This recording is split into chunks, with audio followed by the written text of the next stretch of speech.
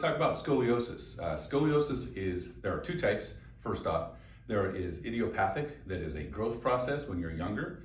Unfortunately, the acquired, which is the second type, actually helps cause that growth process, the idiopathic. So if you're of a certain age and still growing, we can still change those things. So let's talk about acquired scoliosis. There's two types of scoliosis. There is a scoliosis in neutral, when the spine is straight and you're not moving. And you can have an anterior-posterior scoliosis, and you can have a side-bending scoliosis. So those are the things we'd want to treat. And there are certain exercises and stuff that we'll show you going forward on how to treat those things.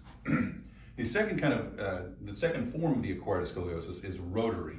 And that rotational scoliosis is typically seen either in flexion or extension. And it may be there in flexion and extension, which would tell you that a facet is just completely stuck. One of the joints of the spine is completely stuck. Or you might see that it's not there in an extension and then it's there in flexion. So these are things that we're gonna have to look for, and we've got exercises and stretches.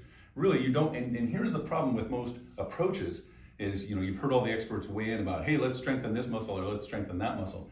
If your spine is in the wrong place, or the joints of your leg are in the wrong place, if you strengthen them in this inappropriate movement pattern, they actually get weaker. So strengthening something, doing exercise to strengthen something when it's in a dysfunctional state only makes the dysfunction worse and makes your problem worse. That's why all those sit-ups haven't helped, because if you have an acquired scoliosis, especially a flexion extension scoliosis, then you're going to have even bigger problems after you're done doing that. So knock it off.